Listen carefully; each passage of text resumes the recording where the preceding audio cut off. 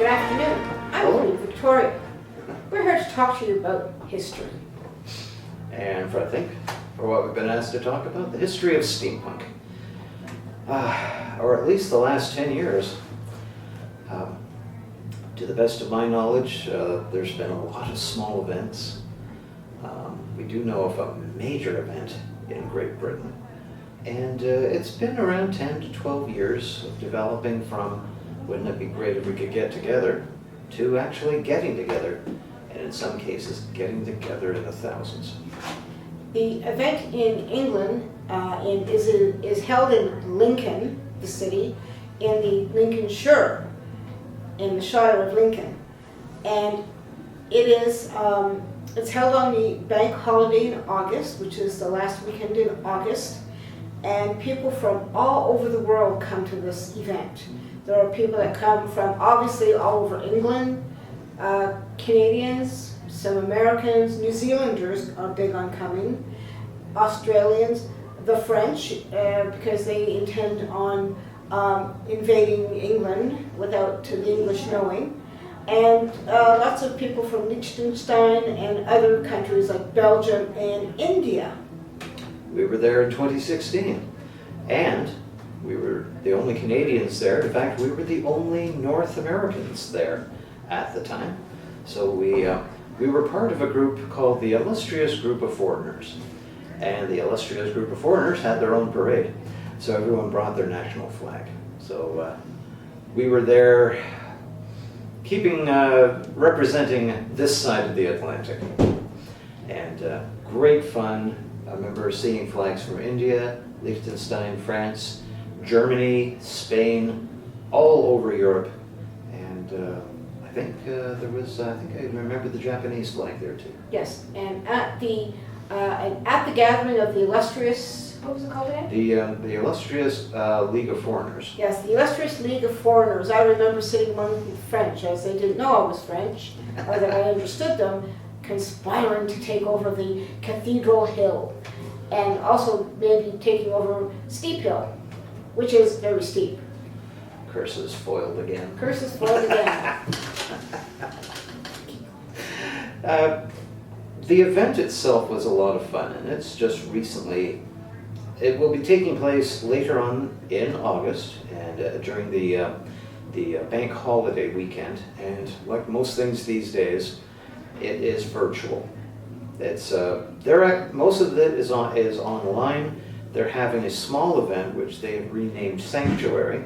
It will be elsewhere in Britain. I can't remember where. I'd have to look that up. But there will be a limited number of people gathering, social distancing, of course. And we just have to hope that by the time all these events come around in 2021, we won't need face masks. In Toronto, we have had several steampunk events. We have had Steam on Queen, which was run by Adam Smith, which was a fabulous, absolutely fabulous time for both the vendors and attendees. And it was held at Campbell House. And that ran for 2-3 years? I think 3 years. Yes. And it was a great time was had by all. It was held at Campbell House, which was right downtown, right beside one of the, when you see so many brick buildings around. It was held in the grassy front yard of a major historic house that had been transported to that corner decades before. And there we were right at the very end of the Queen Street shopping area. So there was lots of people coming out of the subway, and all of a sudden there was our event. And that, I think, put the idea of steampunk into a lot of people's minds. I wish we could do that again, but finding a patch of land we could actually set up on, of course, in Toronto is very difficult to do. Another event that was very, very popular was the Great Canadian Steampunk event. Is that correct? The Grand Canadian Steampunk Exposition. The GCSE. And it was held at Niagara-on-the-Lake at Fort George, and we basically took over the entire fort, the historical fort. And we had vendors, they had shows, they had top name bands performing in the evenings, such as Abney Park, Steam Powered Giraffe, Jardin Mécanique from Quebec, and who else was there? Professor Elemental was there. Yes. And I know they were intending to bring him this year. Hopefully, the good professor will be here next year. Yes, if he comes next year, it'll be a grand time. And extremely silly. But the professor puts the mental in Elemental. Also, other events there have been other smaller events, such as steampunk events at local historical buildings in Toronto, such as the Zion Schoolhouse, and where else? The historic Benares House in Yes. Mississauga. And also the Jane Austen Society also has their annual event at Montgomery's Inn at Dundas and Islington. Now, I do know of two possible new events coming up. One, they tried to have it this year, of course, like everything else, it was canceled, however, but I think they're going to plan it either for later this year or possibly into 2021, and that is called All Geared Up. And that is being, hopefully, soon to be held at historic Lind House, and that is in Whitby. Another house, I can't remember the name of the house, but they're looking to stage a steampunk event in the village of St. George, which I believe is north of Brantford. So hopefully new events will be coming to supplement the ones that we hope will be held in 2021, if not later on this year. I'm just hoping that these events continue to show up. It's becoming a little difficult to find. We need more opportunities to get out our fineries and show them off. And one television show that is done in Toronto that is very popular among the steampunkers is Murdoch Mysteries.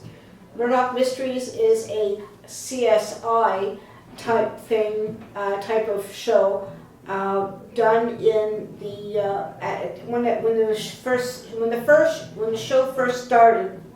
It was during the Victorian times. Now we are in the Edwardian times. So now we're into the early 1900s. But it's still, if you see a lot of really steampunk type things, you can thank the prop master, whose name is Craig Grant. Craig Grant. And he takes his inspiration sometimes from steampunk fans and steampunk websites. Now I also know that where we are right now, in the heart of downtown Coldwater, right next door is Phil Holder's shop. And Phil has also supplied a lot of steampunk items to the show. So I'm quite certain that some of the things that we see, especially in the earlier seasons of Murdoch, may have come from Phil's shop. And if Phil didn't make it, Craig may have found it at an antique store, or possibly an outdoor event or something like that. Or it came from his creative mind. That's true, because he does a lot of that. It's great to see that that Murdoch does lean heavily towards steampunk. That's part of its international appeal. I know of about 100 countries where you can see Murdoch Mysteries, Les Inquiets de Murdoch. Okay. Inquiets de Murdoch. And you never know how many of these actors didn't know. They're speaking languages they didn't know they knew. It's great to see the steampunk influence, and of course it goes around the world. So I think people see Canada and its productions as very steampunk. Can you think of anything else? Well, I think we were asked to talk about 10 years Yeah. of...